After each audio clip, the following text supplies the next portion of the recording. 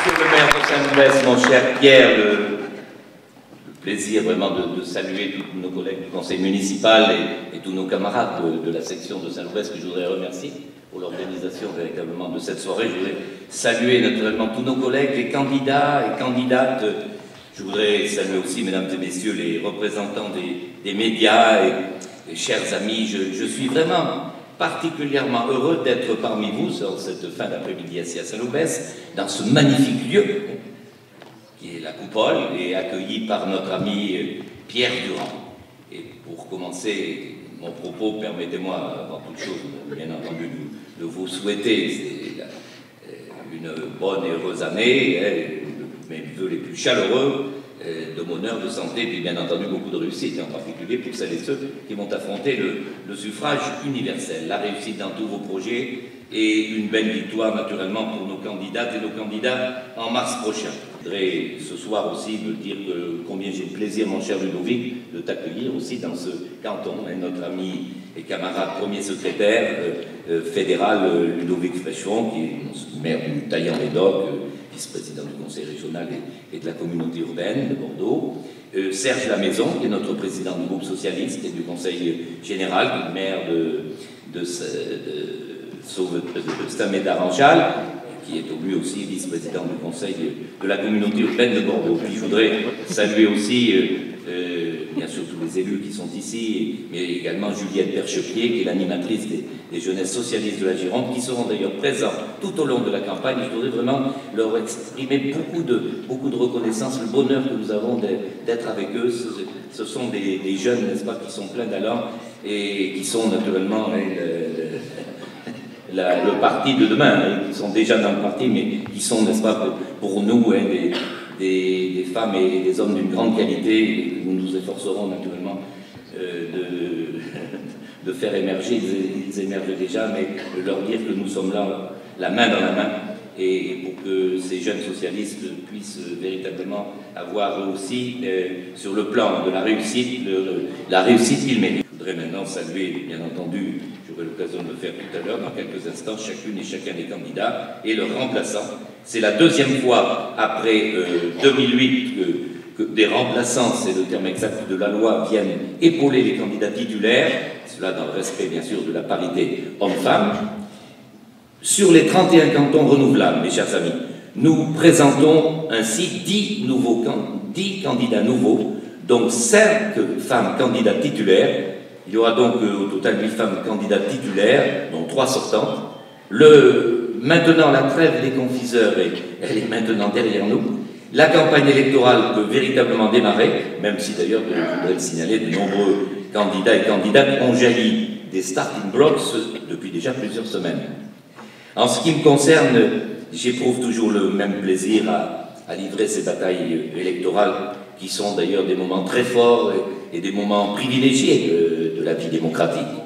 Et nous allons, chers amis, chers camarades, au-delà de la défense de notre bilan et de nos propositions, livrer un combat contre les tenants du pouvoir qui sont animés, Ludovic, vous l'avez dit, toi aussi, Conchita, Pierre, ces candidats qui sont animés par un libéralisme effréné et vraiment par un autisme désastreux en ce qui concerne les aspirations du peuple, du plus grand nombre de nos concitoyens.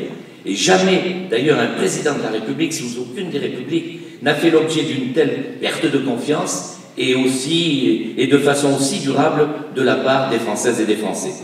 Après cette soi-disant réforme des retraites, que nous n'avons pas votée, d'ailleurs, ni Conchita ni moi, vous vous en doutez, ça a été l'État a décidé, enfin le chef de l'État a décidé de tuer la décentralisation républicaine des années 80, que François Mitterrand et Gaston Defferre avaient su dès 1982 mettre en œuvre.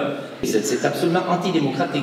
D'ailleurs, je sais qu'on a déposé des recours au Conseil constitutionnel, mais on se demande vraiment si c'est logique d'être comme ça, dans 2 assemblées, élus sur un canton, se retrouver à la région, ça paraît quand même un peu curieux. Nous devons stimuler des actions, qu'elles soient individuelles ou collectives, destinées à favoriser l'insertion professionnelle, comme l'accès au travail.